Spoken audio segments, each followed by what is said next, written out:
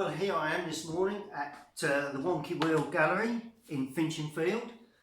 Mask at the ready for when we get customers come in.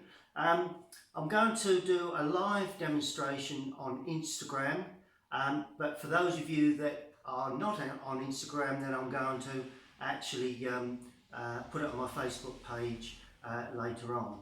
Just going to scan around the gallery. Those of you that haven't been here, it's a lovely little gallery with all sorts of arts and crafts, not only paintings and drawings. So I'm just scanning around the gallery before we start. Here we've got, that's the window to the pond there. You can see the pond in the background. We've got paintings on the back wall. Also varying pottery and trinkets that make really extremely good Christmas presents. So if you've not been along, then please do. You'd be surprised what Mary stocks here at the gallery. Okay, it won't be long before I need to make a start. The subject. So the first thing I'm going to do is lay the sky on. Now I'm looking at the sky on the picture. It's not particularly colourful, but I'm going to improve on that. Light will be coming from the left, so there will be a certain amount of shadow, but behind that we've got to show where that tree is. We've got to show light coming on that left hand side. And I'm going to paint around the chimney. Notice how I'm not picking around too neat, just damping the paper with the water. Don't want to overdo this. You know, the looser you are at the beginning of your painting, the looser you can be throughout. If you start getting fussy early on, particularly the drawing, I mean, you know, lay your drawings in fairly quickly, fairly loosely, mainly shape really, rather than anything else. Now I'm going to use cadmium yellow and stroke that in to that area there, because that's where my main light source will be. Let's get that a bit stronger, because that's where the sun is shining. Okay, then I'm going to bring it right down. Notice how I've damped right the way down into the distance. There we go. Now I'm going to put in a little alizarin. There you go, look at that. That's lovely. And you know, all right, that may have a little bit of alizarin in the sky, but also you've got to remember that if I start to add blue straight in next to the yellow, it can turn green. But of course, if you add a little bit of red, then when you add blue, cerulean, let's go cerulean, there you go. When you add blue, you get a greying effect, and although it looks liny, that will, hopefully, actually blend itself. The less mixing you do on the paper, the better. I'm going to add some ultramarine to that now. Why is the less mixing on the paper the better? Well, because the paint flows, right, and that will blend together itself. If you rub at the paper, then the red will mix with the blue, and then you'll get grey. Oh, okay. Right? Yeah. So consequently, the less, I think that's general really with everything with watercolour, the less you play with the paint, the better the result. And I always say, you know, when I'm teaching, you know, let's not get too bogged down with the sky, because at the end of the day, particularly with a picture like this, it is actually not a large part of the picture. There we go. Now we're going to allow that just to sink and flow away. Let's just have a bit more deeper blue somewhere there. There you go. And this run down here is That's not a problem. Okay. Because I'll tell you what, Mary, I shall use that in a moment. Okay. And I don't think that moment is going to be far off. Oh. That moment is probably now, because I'm going to bring that down into the foreground. Okay. And I always recommend that if you're painting buildings, Just one thing also, where there's a bit of a catchment area there, just lift it off with a damp brush, just so as it doesn't. Otherwise, you'll find the top dries, and then you've got a blob of paint, and then all of a sudden that runs up in, and you get that cauliflower effect. Right, okay. So you've got to be aware of that. Yeah. Now, as we come down into the foreground, I'm going to lay a little bit on the road. So we'll try a bit of blue with that yellow. It is tarmac, and I'm using the same blues as I did in the sky, because it really makes sense. Okay. Just use the same blue as you do in the sky. I'm adding a bit of red now, because red comes forward. That's light red. Red has a tendency. So what name is that red? It's just called light red. Just called like. Yeah, it's a terracotta sort of red. Okay. And then I'm going to add the crimson again. Okay. But this time, you notice how quickly I'm running across the paper, because I want to just show a little bit of perhaps not too smooth, if you see what I mean. Yeah. Just so as there's a nice feel of texture in the foot. You wouldn't want to see texture there because that's distant, but you would here. Okay. And then finally, crimson. There you go. Let's add a bit of blue to that. There we go. And all of a sudden, you've got that nice feeling of more or less shadow before you even start. Yeah. Now you can elaborate on that shadow later on, but that really is the first stage of the painting. The next stage really is, as I say, the actual building. I'm going to leave the roof area, the thatching, till that dries a little. I don't mind a bit of bleeding, but we don't want it to run up there too far. Okay, that's pretty much as near as we get. And you've got to remember, I've got white window surrounds and white sill. Trying to be as loose as I can with this. Notice I'm not holding the lines too straight. Just keeping an eye on the and even the odd little patch of white is not doesn't cause me any anxiety, not at the moment anyway. Just clean this brush because I'm going to add a bit of yellow to that, really, because we've got greenery to come in over the top of that fence. Oh yeah. So if we lighten it up in that area, all being well, we'll be able to see the clarity of the leafing that we put in. There we go. So that's that side. Now I'm going to make it a little lighter, put a little bit of yellow with it, a bit more yellow. Now it may seem funny, but because it's got sunlight on it, it will appear slightly different. Now, we've got to remember that the windows, we need to paint around windows. I'm actually going to paint around that lovely little conifer in a pot there. Notice when I run onto the door, you know, you don't see me mopping off, because if you do, you're getting too fussy. Oh, okay. Yeah, you know, it really is a matter. It's black there, but as we come down, because there's a black surround all the way around the base of the building, the only thing you've got to remain white is the figure, and we do have some white posts there that I think they create a barrier, because you've got to bear in mind there's cars running around here. Coming down, it's really close to the road. It is, yeah. I think that's one of the main reasons, so that people can see that. And I like the way it's gone light right at the end. We will see whether that's of a benefit right at the end, but yeah, because we've got to capture that shadow, don't we? Exactly. In around here. Yeah, and I may even spread that shadow a little further, so that I have the shadow area perhaps running here, may not be running up right the way up the roof. No, you know, there's another shadow along there. That's it. Yeah. I mean, the art really is not to. You've got to design it to suit, to make it look better than it actually is. Yeah. It's an artist's interpretation. Exactly. Artist's license. And if anybody says, well, that doesn't look like the same It cottage. doesn't look like my house. Exactly, I should say, well, artist license, you know. Yeah. It can get you out of a lot of trouble, really, to say the least.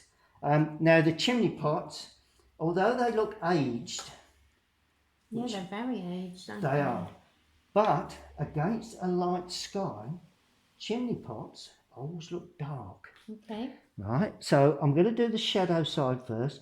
So what colours are we using? I'm using light red and burnt umber, Okay. that lovely brown colour. Now I'm Yeah. going to do the shadow side first. There we are, I've got a little bit of bleed up. Yeah.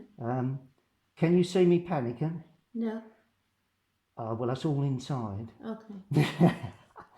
No, that is one thing that I've learnt over the years, that little things like that, you just take no notice whatsoever. Because once you start worrying about those things, you start lifting off, you lose the freshness.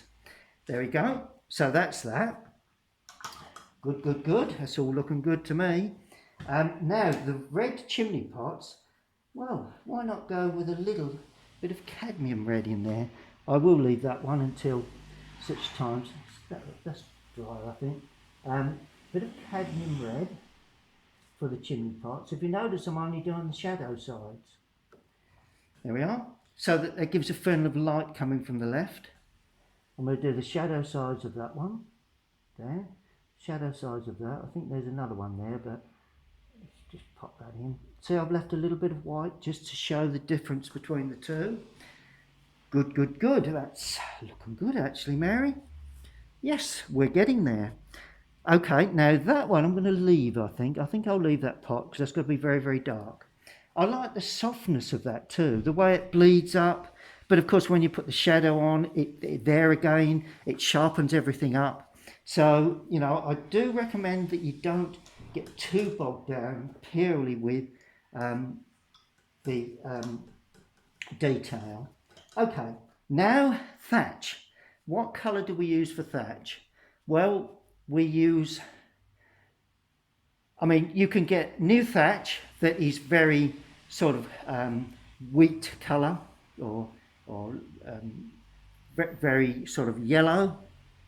And you can also get quite old thatch that's quite grey. Okay, the thatching is the next area to paint. And because it's old thatch, it looks quite grey. But I'm going to give it a new cap. Quite often these cottages need sometimes they need the ridge replaced, and that's something that I've observed over the years. So for start off, we're going with sort of like a fairly new sort of ridging, and that's going to be stroked in there like that. Just weaken that just a touch, because we don't want that to be too strong in colour. Oh, that's nice. I don't even mind if it bleeds up into the chimney. Now, thatch normally has a bit of sort of... So are you painting what you see, or are you painting what you think is there? I'm painting what I think is there. Okay. Or I'm painting to produce a good looking watercolour. Right, okay. Obviously, if you copy, then that's fine. Yeah. But is that a good watercolour? That's what you've got to remember. Yeah. You know, and that's where I suppose the skill of painting and the experience that you do need to achieve that sort of result. But over the years, if you paint enough, then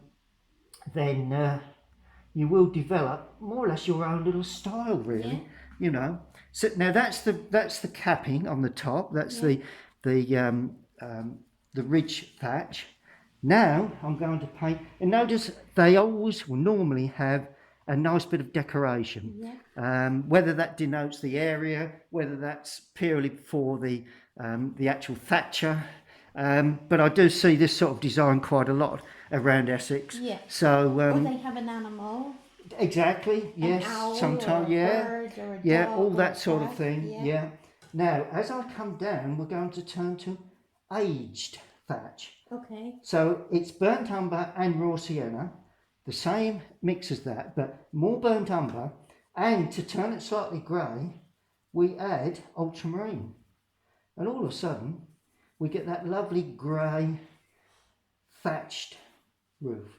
Now, I don't want to be too dark with this because I want the light, you know, when I put the shadows on, I want to be able to see a nice bit of sunlight. So, yeah, that's pretty much it, I think. And I'm going to paint down like that. I'm going to try and pick around this bit of, I was wondering how you're going to manage that. yes, we'll pick around that because, Okay. But how are you going to fill in the gaps? there'll be shadows on Okay. on the dark side. Yeah. The light side will be purely white. Okay. And that's where you get the effect of light. Yeah. Okay. There you go. So that's that. A bit more water. There you go. Now, in reality, it should be a little darker than this. Okay. But because, would you add more grey then? well, because I want sunlight on there, Oh yeah, because we've got to capture that. you've got to capture that that light. If you look shadow. closely, Yeah. that's quite light It where is. where the shadow is. You know, where it's in sunlight. Got a nice bit of slate roofing too on the top of those. Let's go around there. Nice bit of slate roofing Yeah. on the tops of those windows. Not sure whether they sometimes don't have that. They sometimes come straight into the Thatched. don't they? yes, they do. Okay. With buildings, it's all about shadow.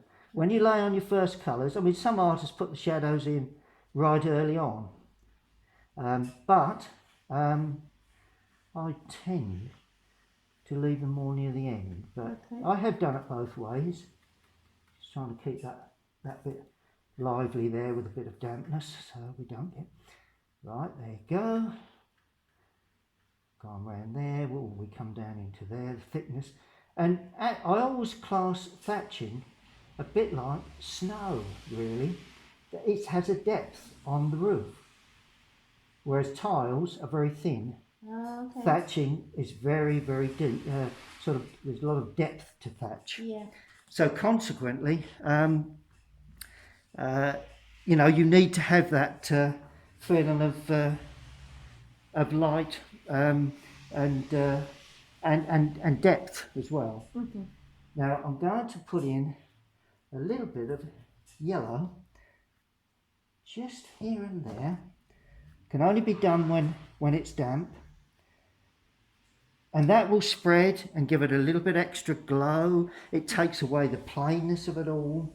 I'm also going to go a little deeper in colour while it's still damp against that side there. Right. There we go. There we go. Because there's almost a darkness there from when we put the trees in. That's it. And also I like to have, you know, thatching is not particularly old thatching, you know, it's quite, you know, there's a lot of movement to it, you know, in as much as the roof has lots of different colours in there, but obviously we don't want to get too complicated. No, and there's like this shadow here as well that you're going to have to Yeah, that's capture. it. Yeah, we've got to be aware of the final result, really, Yeah. you know, that is the key to the picture. Good, that's all going well. Right, ultramarine now, and ultramarine and burnt umber, and I'm going dark now. Oh. Ooh, because sun was coming from the left, so this will be in shadow. And I'm putting that in straight away, and I'm running that into the damp part of, because thatching is quite smooth. Uh-huh. It's not necessarily a dead hard edge like brickwork. Uh-huh. So consequently, see the way it's bleeding across? There we go. And I'm doing this side as well, right up to the ridge, down that side as well. Just draw that in. The good thing about old buildings, you You don't have to be dead straight with them because they're not dead. They're not dead. They're not dead straight anyway, you No. know. So that's good. Okay. Now, while that's all drying, Mary, Yeah. shall we look at the windows? Yeah. So, as I say, windows on cottages are very dark because they're quite small, really. You know, small windows in comparison to the big building, and also they're leaded lights. Now, there is a bit of reflection on this one, and all I'm going to do, if you close in here, Mary, you'll be able to see exactly.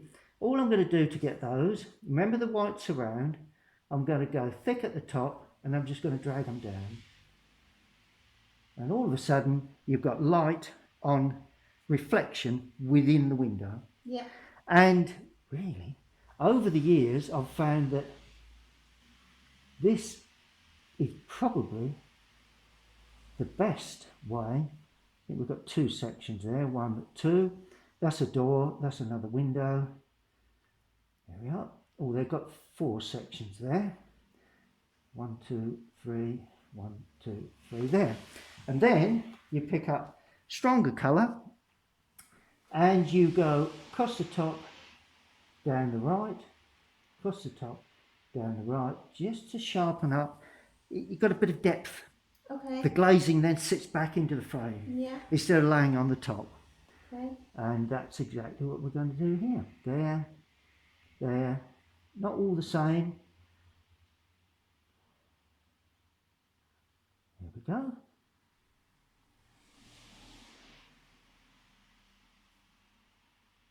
And that is all I do for the start of the windows. Oh, okay.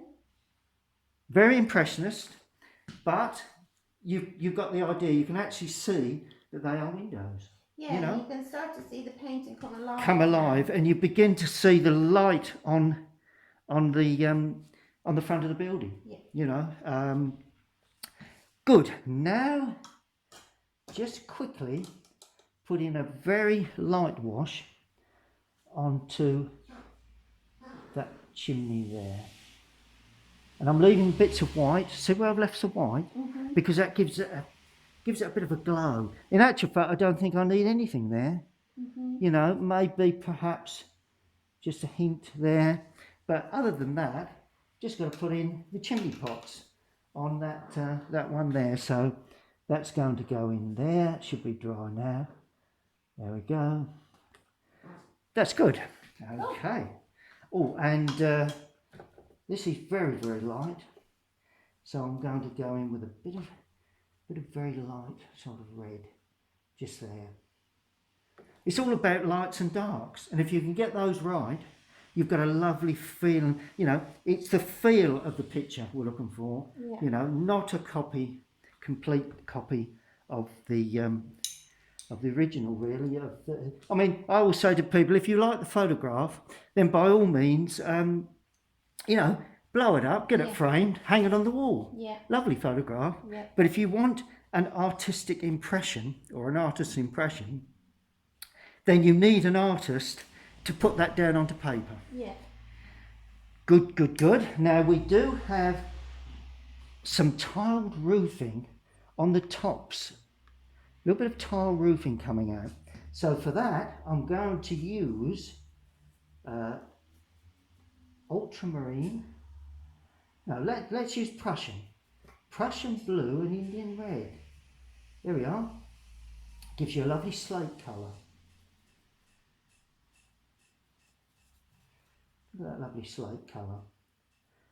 It's an old mix that a very sort of a friend of mine, well, he was someone that I knew quite well, James Fletcher Watson, lived down in the Cotswolds. I don't know whether anyone's heard of him, but they should have done because he was a well-known artist of his time.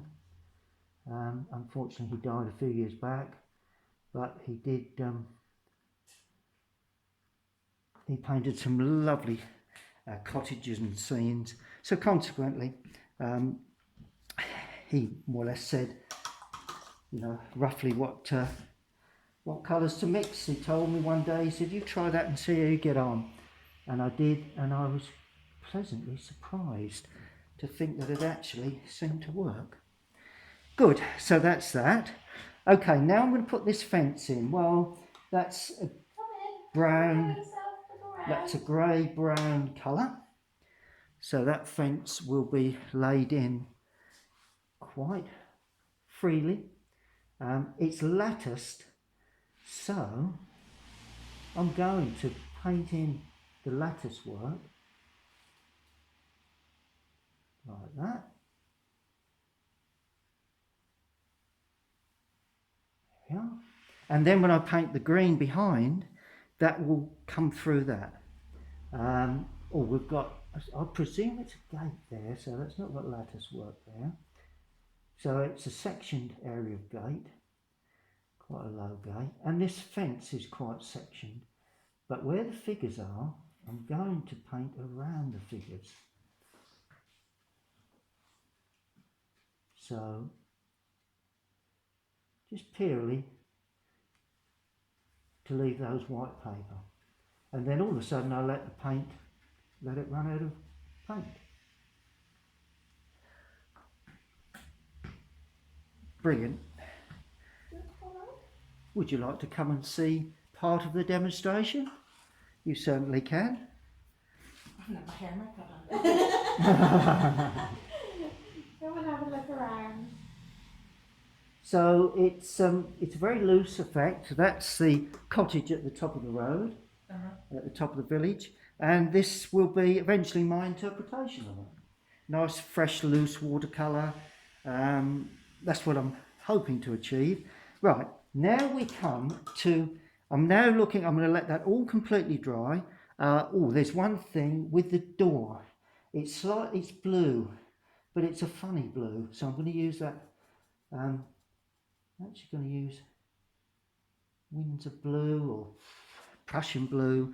And doors, what I do, it's got a white surround, and what I like to do, I like to drag it down and then just soften it where it comes to the lower part. Don't know why, it always looks better if the lower part is lighter than the top. Bearing in mind you've always got light coming from the top, so the top, if it's recessed, it would sit back.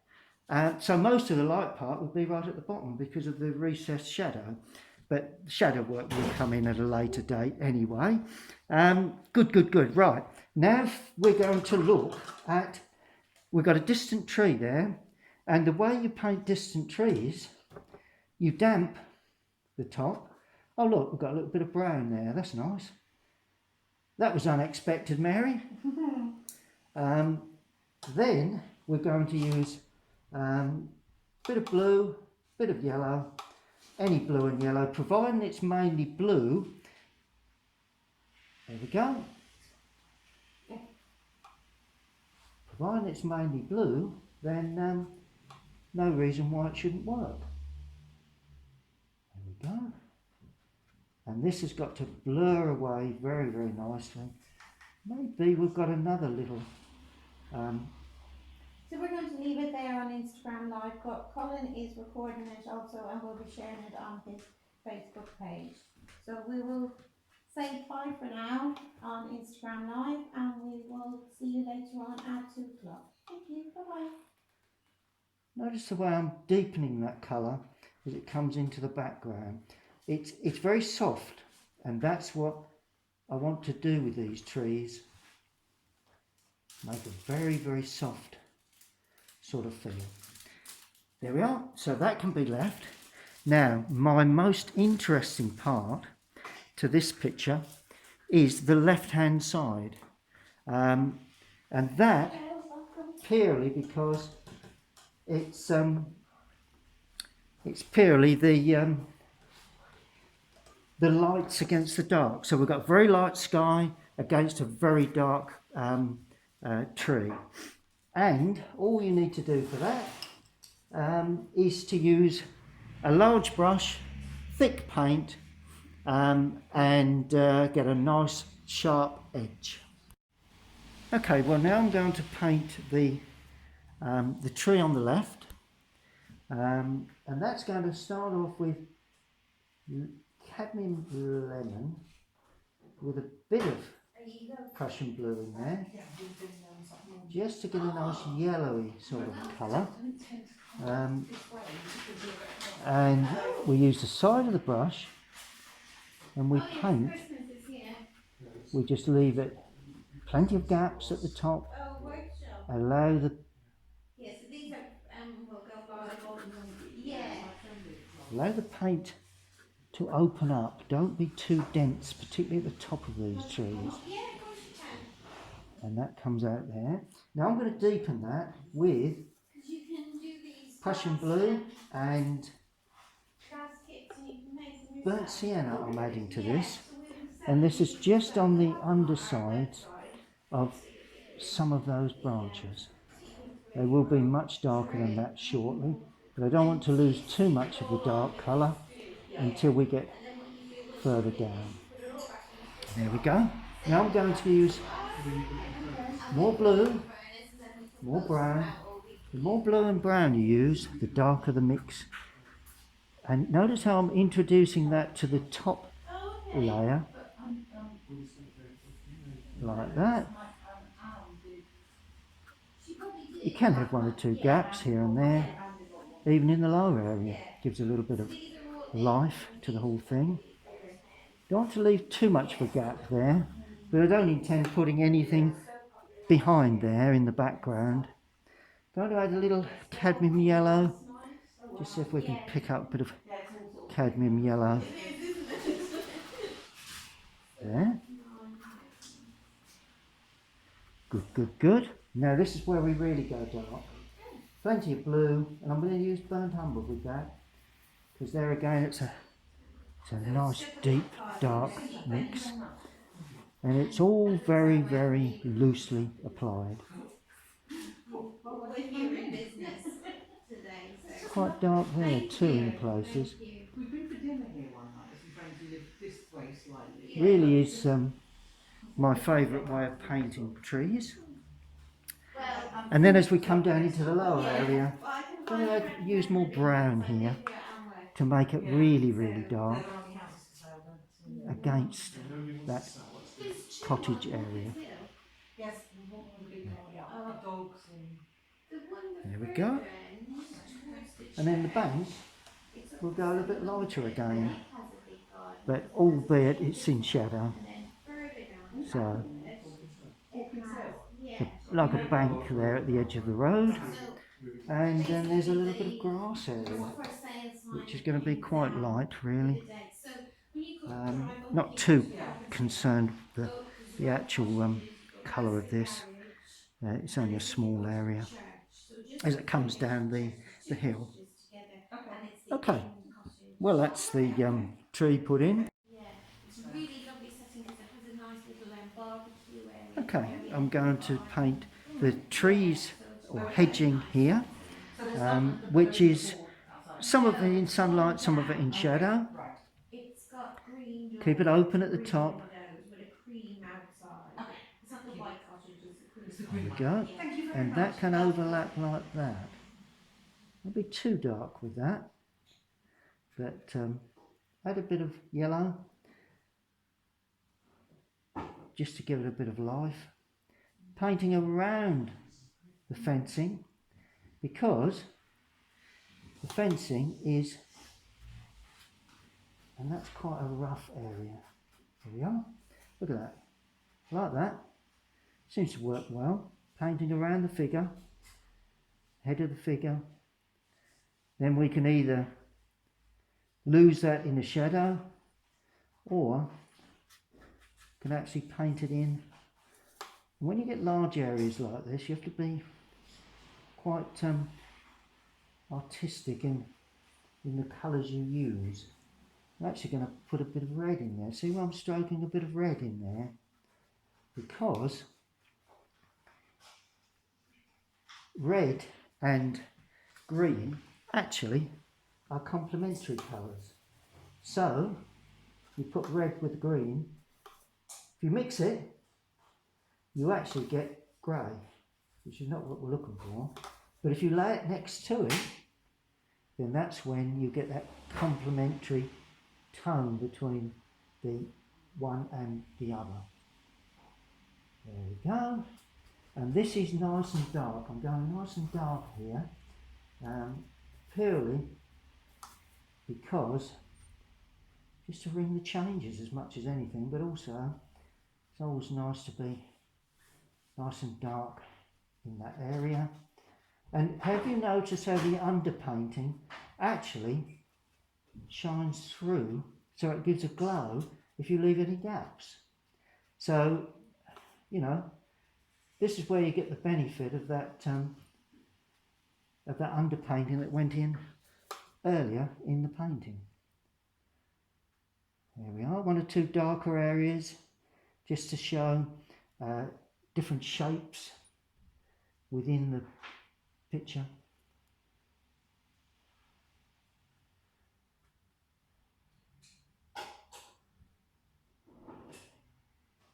And the figure's head needs to be kept fairly small. Good. And of course, in between the lattice work, it's another area that's got to be kept pretty much dark. So we've got an area there, and notice how I'm not getting fussy with this. I'm still only putting it in very, very loosely, no neatness at all, leaving an area of white on the top because that's where the light hits the top rail of the fence, but in between you can see the lattice work. Always a good way to produce hedging or fencing. I like to see lattice work in fencing, but it gives me the license to. I've even been known to put it in when it's not really there. But there you go, that's artist license for you. And that's mainly all the green areas. Now I'm going to drop in the figures. Here I am at the Wonky Wheel gallery. I've had several people around this morning and have enjoyed the start of the picture, and will be, because it's on my Facebook page and my YouTube channel, it's better for everyone to see the complete demo later on. Good, now I'm putting figures in. Now I'm going to use a red, so a really brilliant red, cadmium red, for the figure there. Now that figure's coming towards us, and you can see that by the open jacket and the arms coming out. There we go. Nice bit of red there. Now this figure is going to be more blue, and they're going away from us.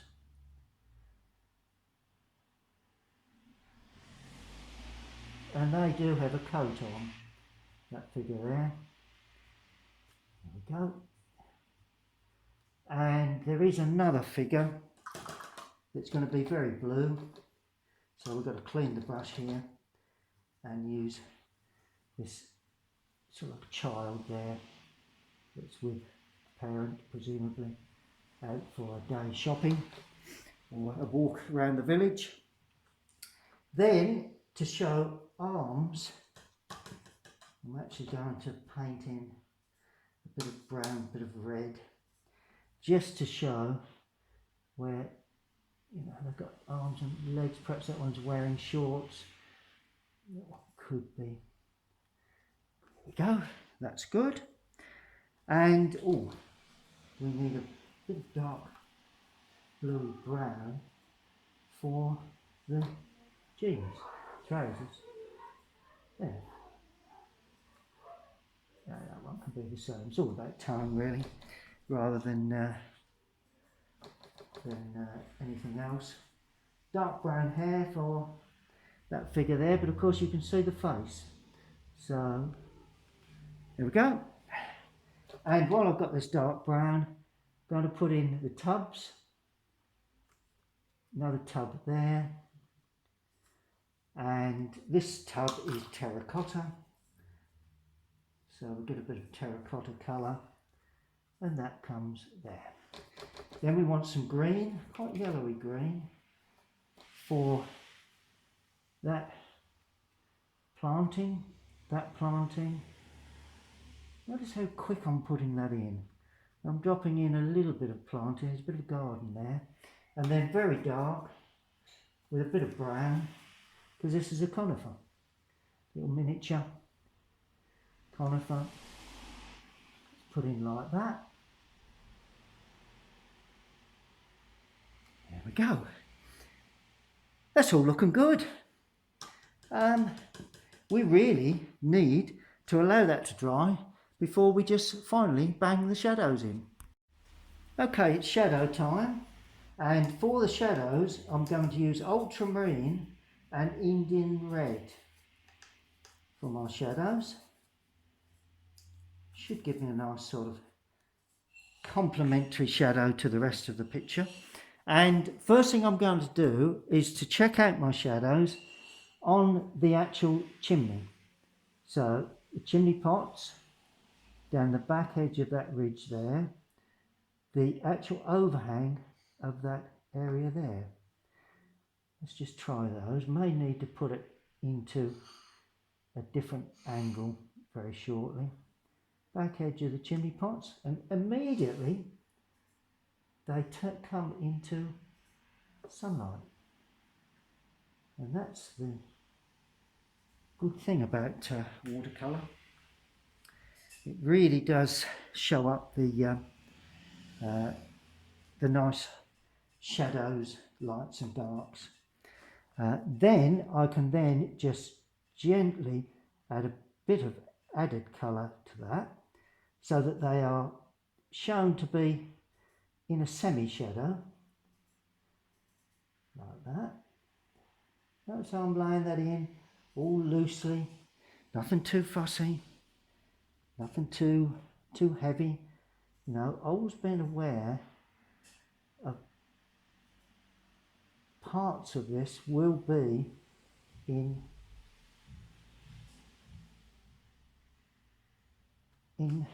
shadow, parts that will be in sunlight. It's good. Just got a bit of paint on there, but the good thing about being loose, we're not worried about that little mark there.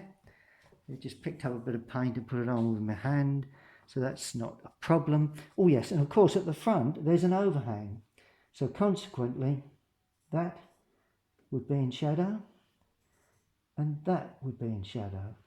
And immediately the whole thing comes to life. Those chimneys all of a sudden light up. That would also be in shadow there.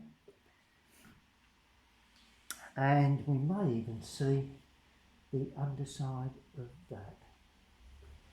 There you go. Good, good, good. Now the shadows will now be the inside of that overhang of thatching there, inside there, and the inside of that little bit of thatching there. There you go. You can just actually see the depth then, and then of course across that area there, down that side of the window, across that area there, down the side of the window and across that area there. Window frames are white, so that's looking good. Then of course we then have shadows on the overhangs. Well, there is an overhang there, so that will be very, very dark. All right. Then we have the overhangs of the thatch, and as I said before, the thatch overhangs considerably. So we've got a little bit of shadow there, a bit of shadow there, and a bit of shadow there. Okay. Then, of course, we've got this lovely deep overhang shadow that runs across there like that. Leave a gap across there like that. That's it. Should be using a larger brush for this, but hey ho.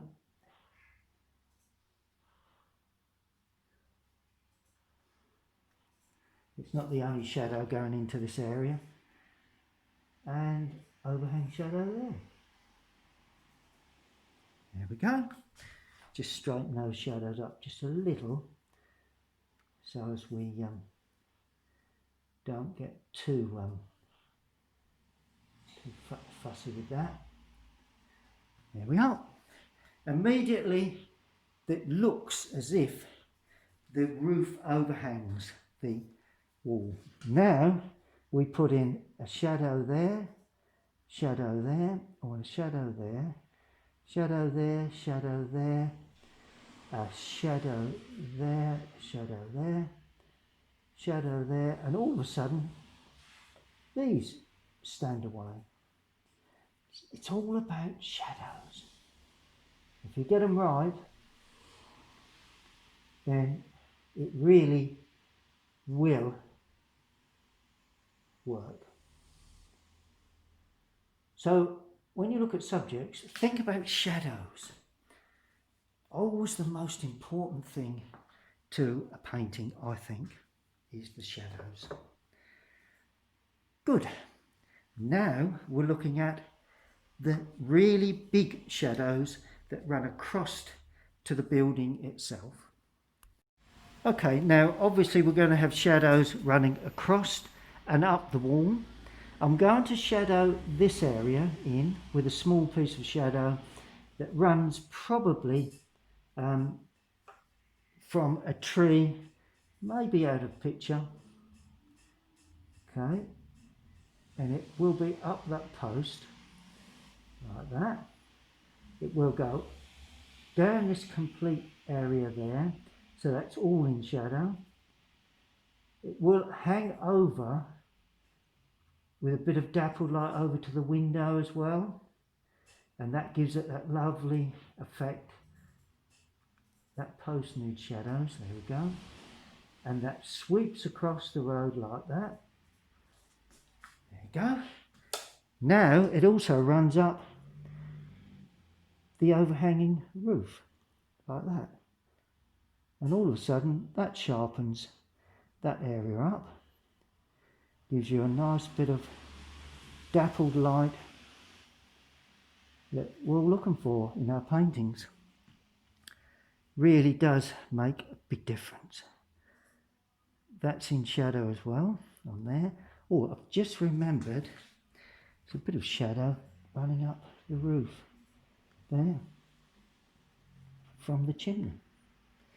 There we go. That's better. That's a bit more like it. Don't want to lose that window completely because it's an important feature.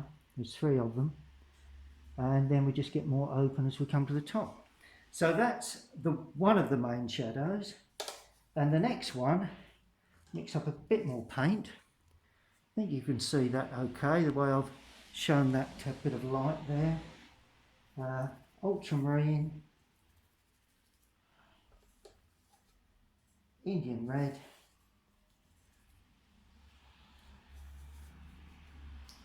plenty of ultramarine. Don't want it too warm at this stage. You don't want it too dense either. It needs to have a little bit of openness to it.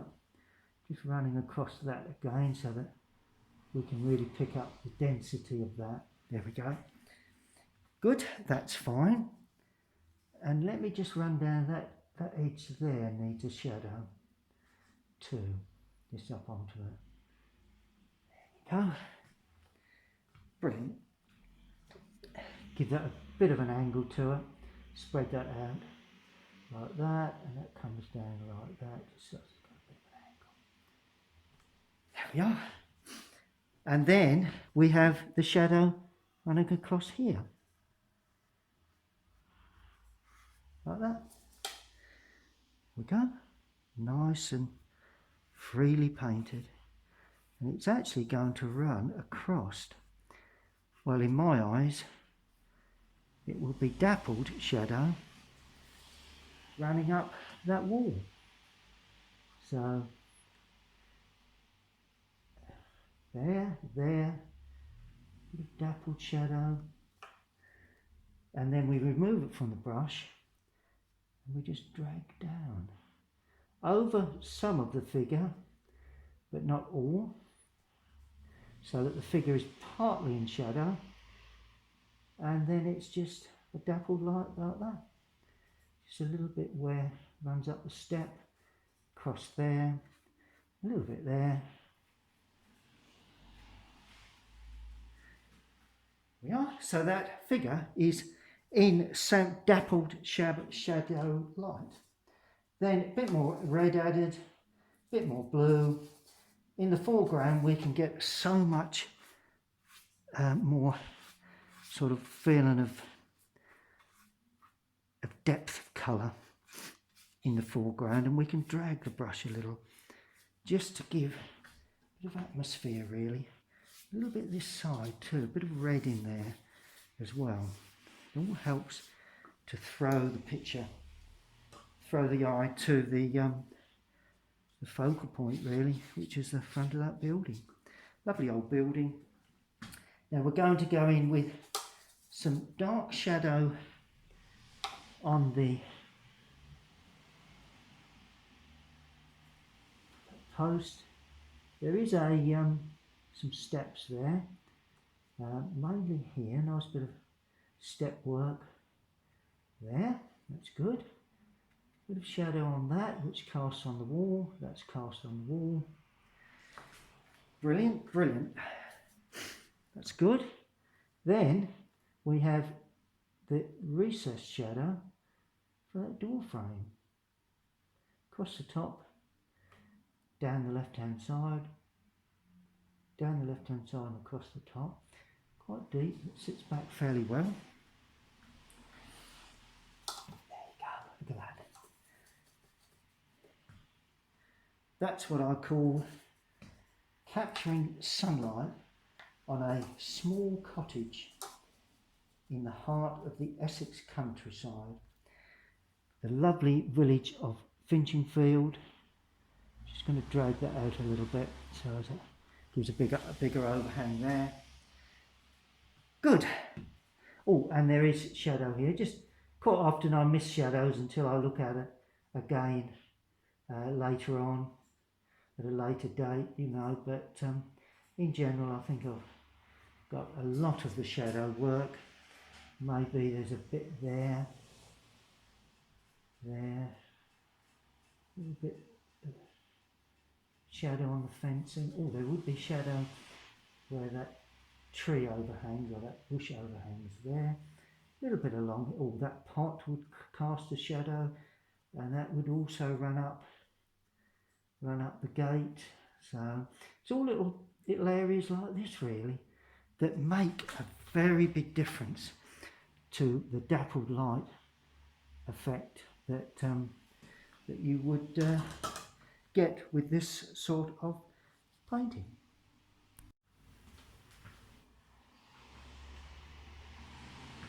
Okay, well the finishing touches are going in now, and these are just as important as anything else within the scene. And it's sort of like semi-shadow, a little bit of shadow work here and there, I suppose. Just going to line on two little areas like the roofing, you know, the ridging along the roof. Just put a bit of lining in there. Good, that's fine. Going to bring that into shadow. That piece of the roof there.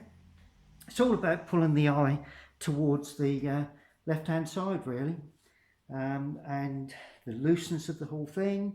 Going to just add a little bit additional shadow onto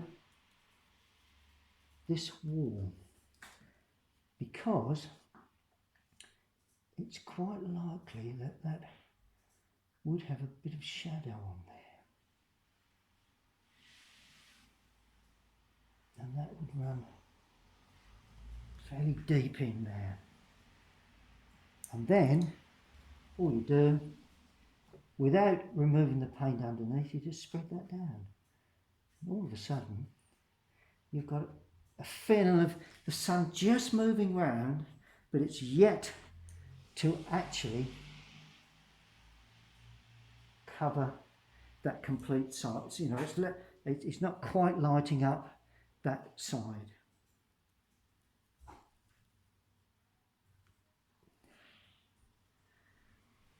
Good. Okay. That is pretty much getting there, I think. We've sort of had most of our time. Just going to put in the face of that figure. And of course, what I'm going to do, I'm going to take the surround off and analyse what I've done. Well, that's pretty much the finished painting. There are little bits and pieces that you could add, and I'll probably see those tomorrow once I've really analysed the complete picture. But as I always recommend, please do sign your work. Doesn't matter what stage of art you're at, whether you feel you're good, bad or indifferent. Always sign your work, because you never know. And also I sign it in the paint I've actually used. It just gives it a more authentic feel, really. Okay then, well, I hope you've enjoyed that demo. I'd like to thank Mary for asking me along here to the gallery, and anyone that's looking for Christmas presents, the odd even cards, paintings, got all sorts of coasters. I'll just show you around one side of the gallery again. All sorts of things going on, and make some lovely presents. Got all sorts of bits of jewellery there in the case. So please do visit the Wonky Wheel Gallery in Finchingfield, and hope you've enjoyed that video. May see you in the gallery if you decide to come and purchase something. But by all means, just come and have a look round. Lovely village, lovely gallery. Thank you for watching. We'll see you all again very, very soon.